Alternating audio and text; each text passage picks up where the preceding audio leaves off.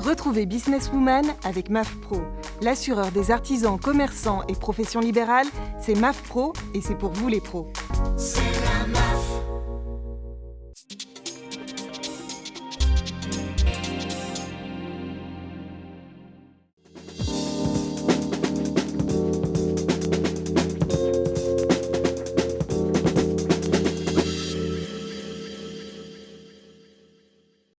Bonjour à toutes et à tous, bienvenue sur le plateau de Businesswoman, votre rendez-vous incontournable dédié à l'entrepreneuriat au féminin. Je suis ravie de vous accueillir sur Demain TV et wedoobiz.com pour ce numéro consacré à la reprise d'entreprise familiale.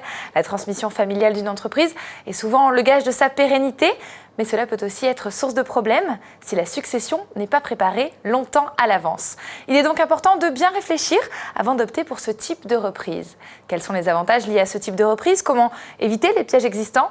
Pour répondre à ces questions, je reçois Estelle Etch qui a repris une exploitation familiale de Champagne et qui a accepté de partager son expérience. Bienvenue Estelle, comment allez-vous? Ça va très bien, ou? Bien, super, je suis ravie de vous accueillir. Une émission là, qui vous est entièrement consacrée pour cette reprise familiale. Qu'est-ce qui vous a donné envie de vous lancer dans l'entrepreneuriat finalement? Je crois que c'est un exemple familial. Autour de moi, j'ai eu que des expériences. Je veux dire, mes parents m'ont toujours poussé les dents. Et je crois que finalement, j'ai jamais voulu faire autre chose que ça. Donc, pour moi, c'était une évidence. Comment ça s'est passé du coup? Ça s'est passé, un cursus scolaire, on va dire, normal. J'ai fait des études dans les vins et spiritueux et ensuite à Paris dans la gestion audit d'entreprise. Et au fur et à mesure, je me suis de plus en plus impliquée dans l'entreprise déjà existante. Et quand j'en ai eu, on va dire, marre des bancs de l'école, j'ai repris à 100%. Ça fait combien de temps là du coup que vous avez repris cette exploitation de Champagne? J'ai repris depuis avril 2014. D'accord. Et ça se passe bien? C'est pas toujours évident, forcément. C'est beaucoup de pression, mais au final, je pense que du bonheur parce que c'est un cadeau en or et surtout de pouvoir porter la fierté de la réussite de nos parents, ça n'a pas de prix. C'est sûr. Est-ce qu'au moment où vous avez repris cette entreprise, est-ce que vous étiez prête à la reprendre?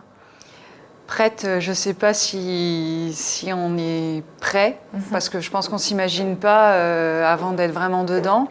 Après, je pense que le fait d'être une femme et d'avoir 22 ans à l'époque, ça fait peur, surtout dans un monde encore fortement à présence masculine.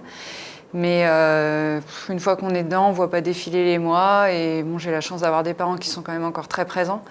Donc au final, on fait tous des erreurs, mais on apprend. On apprend. Et comment justement vos parents vous ont aidé à vous préparer pour cette reprise?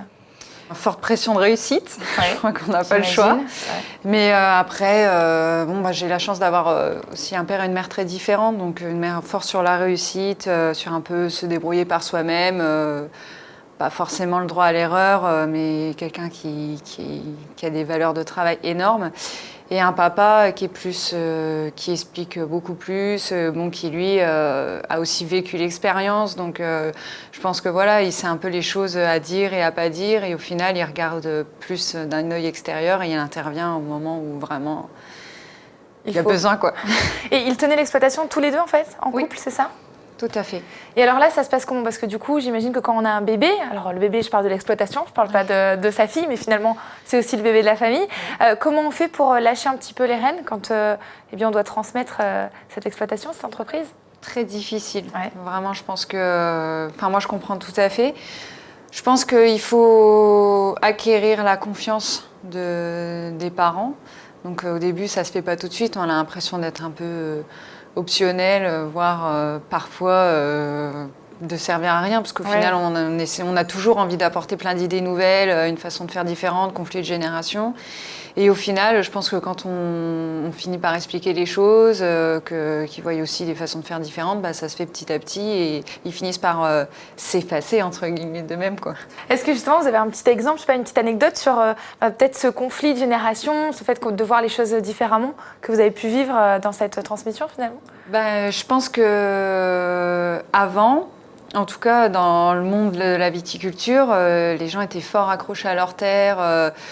comme on dit vulgairement, les cutéreux, quoi. Donc vraiment dans leur village enfermé. Et c'est vrai que moi, j'ai toujours beaucoup bougé avec mon expérience de Paris, envie de faire du commerce à Paris, forcément de faire du réseau, d'aller dans certaines soirées, dans certains événements. Et ça, c'est quelque chose qui a été très mal compris au début. Et au final, c'était vu un peu comme la traînerie, entre guillemets, quoi, de l'amusement. Et c'est de plus en plus pris au sérieux. Donc voilà, c'est toujours expliquer les choses, quoi. C'est ça, justement, ça amène à une autre question que je me posais. Quand on reprend les rênes d'une entreprise, que ce soit une entreprise familiale ou une autre entreprise, on a forcément une vision pour l'avenir de cette entreprise. Est-ce que la vision que vous aviez et que vous avez peut-être aujourd'hui correspond à la continuité de l'entreprise familiale, ou est-ce que vous voyez des choses complètement différentes pour l'avenir ? Je pense que je suis arrivée avec une vision complètement différente de ce qu'avaient mes parents, je pense, pour moi. Oui. Et au final, avec toute la mondialisation, ce qui se passe autour de nous, les marchés qui changent, qui divergent, etc., finalement, ça devient une vision commune. Et c'est ça qui est plutôt chouette, quoi. Et aujourd'hui, est-ce que ça veut dire que donc il continue à être... à faire partie entière de l'exploitation, ou vous êtes vraiment seul aux rênes ? Non, j'ai encore besoin d'eux aujourd'hui pour toutes les petites erreurs, et beaucoup d'explications aussi, et puis d'être rassuré et aussi de se faire remonter les bretelles quand il faut. Ouais. Et c'est aussi une vraiment envie de partager avec eux jusqu'au bout, quoi, parce que je pense que quand on fait des choses nouvelles et qu'on agrandit un peu, ou qu'on change de marché, ou qu'on fait d'autres choses, ça leur donne de nouveau envie, limite, de se relancer, comme s'ils étaient au début de... C'est un renouveau, quoi, comme si on redémarrait quelque chose. Mais je pense que ça se fera dans les 5 ans, vraiment. Moi, j'ai envie qu'ils continuent à voir... ce qu'on peut faire, quoi. À s'impliquer vraiment dedans. Est-ce que du coup, vous arrivez chacun à trouver votre place ? Comment vous arrivez à répartir les rôles finalement au sein de cette structure ? Parfois, on aimerait tous être à la même place, je crois. Quelle est cette place que tout le monde a envie d'avoir, du coup ? 3 forts caractères, je veux dire, envie de décider, on a toujours envie d'avoir raison. Voilà, chez nous, tout le monde a toujours raison. Donc, chacun de son côté. Compliqué. Mais au final, je pense que chacun trouve un peu plus son rôle. Je veux dire, on fait de la viticulture, on fait aussi de la grande culture, donc chacun a un peu ses rôles à part, et puis le côté administratif. Donc chacun, mes parents en tout cas, font ce qu'ils ont envie et ce qui est normal, et au final, on s'accorde bien tous les 3. Quoi. Est-ce que vous pensez que c'est plus facile ou plus dur justement de travailler en famille ? Parce qu'au final, comme vous le dites, quand on a des forts caractères et que le conflit arrive, peut-être difficile de lâcher un peu le morceau ? Je pense que c'est vraiment plus dur. Ouais. Parce que justement, il y a le côté professionnel et le côté familial, personnel, et ça, il y en a qui peut-être qui arrivent à distinguer, mais c'est très compliqué. Il y a toujours une part de lien familial qui se mêle, et on peut jamais couper, et au final, en plus, on passe énormément de temps ensemble. Ouais. Donc forcément, on s'entend toujours mieux avec ses parents quand on les voit 2 fois par mois que quand on les voit 12 heures par jour, quoi. C'est sûr, mais quelque part, ça doit être aussi une chance pour eux de se dire que, en tout cas, ils ont dû être rassurés, de se dire que c'est la fille qui allait reprendre l'entreprise. Oui, ça devrait être une vraie question, j'imagine, pour eux. Je pense que c'est un soulagement, parce que quand on monte, que ce soit dans n'importe quel domaine, quand on monte quelque chose, c'est pour transmettre encore plus dans la terre. Et bon... Arrivé à un certain âge, il y a sûrement des questions qui se posent. On se dit qu'on n'a pas fait tout ça pour donner ça à un étranger, comme on dit chez nous, ou même pour revendre. Et oui, je pense que c'est clairement un soulagement, et j'espère une fierté quelque part, quoi. J'en suis sûre, une transmission en tout cas. Est-ce que vous étiez la seule fille ? Ou vous avez... On est 3 filles. Vous êtes 3 filles. Ouais. Alors comment s'est fait ce choix ? Est-ce que c'était naturel ? Est-ce que vos 2 autres sœurs n'étaient pas du tout attirées par ce milieu-là ? Déjà, il y a une grosse différence d'âge. D'accord. Donc je pense que mes sœurs ont déjà fait leur carrière de leur côté, des choix, et je pense qu'elles n'étaient pas vraiment portées... sur ça. Voilà, sur ça. Et moi, je suis la petite dernière. J'ai toujours marché dans les vignes depuis que je suis toute petite. Et oui, pour moi, ça a toujours été une évidence. Donc on s'est jamais vraiment posé de questions. Ça n'a pas du tout été forcé ou choix des parents. C'est vraiment mon propre choix. Mais je pense que personne s'est posé la question, quoi. Ça a été naturel. C'est ça. Il y a des salariés dans l'exploitation ? Un permanent avec nous. Et après, on fonctionne beaucoup avec des saisonniers. Comment se passe le changement dans ces cas-là, quand il y a déjà un salarié ou des gens qui sont habitués, des saisonniers qui reviennent peut-être chaque année? Comment on arrive à trouver sa place et comment Comment se font les choses? Ça a été aussi compliqué parce que la personne qui est avec nous, elle est ici depuis plus de 15 ans. Donc, moi, je vais en avoir 25. Donc, on m'a connue, j'étais toute petite. Elle a changé vos couches, limite. C'est ça, limite. Et ça a été compliqué de changer un peu la place de... Moi, je suis quelqu'un je travaille beaucoup avec lui, donc très pote-pote, entre guillemets, et de devoir remettre un peu... Il y a toujours un petit peu certaines barrières, mais on essaye... Je pense que chacun a eu l'intelligence de remettre les choses un peu en place. Et moi, je suis quelqu'un qui respecte beaucoup et je sais que c'est aussi une personne qui a des choses à m'apprendre. Je veux dire, qui a plus d'expérience dans les vignes que moi, même si forcément, il y a toujours un décalage. Mais je pense que ça a été compliqué la première année parce que je me suis beaucoup effacée. Et puis mon père gardait encore beaucoup les rênes, donc il y avait la hiérarchie, j'étais plus salariée que mini-patron, comme on dit chez nous.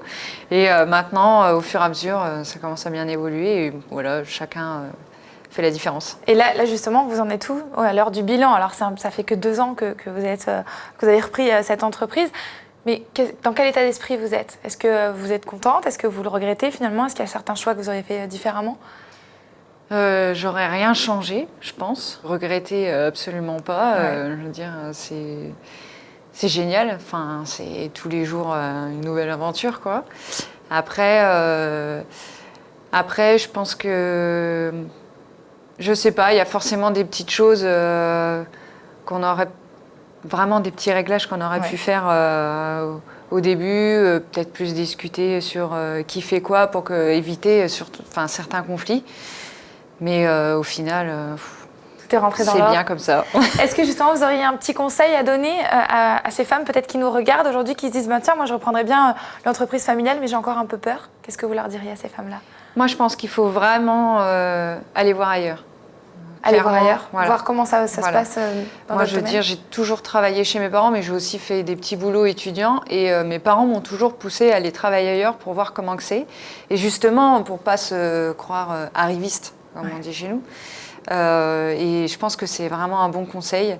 C'est apprendre déjà à être sous les ordres de quelqu'un et voir un peu comment que ça se passe et vraiment observer.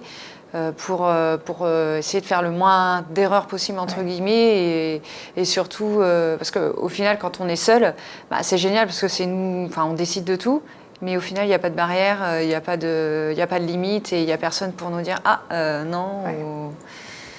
Donc je pense qu'il faut vraiment apprendre avant de vouloir apprendre. Vraiment se lancer. Voilà. Sans vraiment savoir. Qu'est-ce que je peux vous souhaiter de beau pour la suite alors? Que ça continue comme ça. De pouvoir garder mes parents avec moi le plus longtemps possible pour vivre cette expérience ensemble. Tous ensemble. Et que surtout pérenniser l'entreprise parce que c'est la plus grosse pression. Bien sûr, j'imagine. En tout cas, c'est une belle histoire que vous nous avez racontée. Merci de l'avoir partagée avec nous. Merci à vous de nous avoir suivis. Je vous rappelle que vous pouvez revoir cette émission sur ellesentreprenent.fr, wedoobiz.com ou demain.fr. Je vous dis à très bientôt pour un prochain numéro de Business Woman. Ne manquez pas le rendez-vous parce que croyez-moi, les femmes n'ont pas dit leur dernier mot.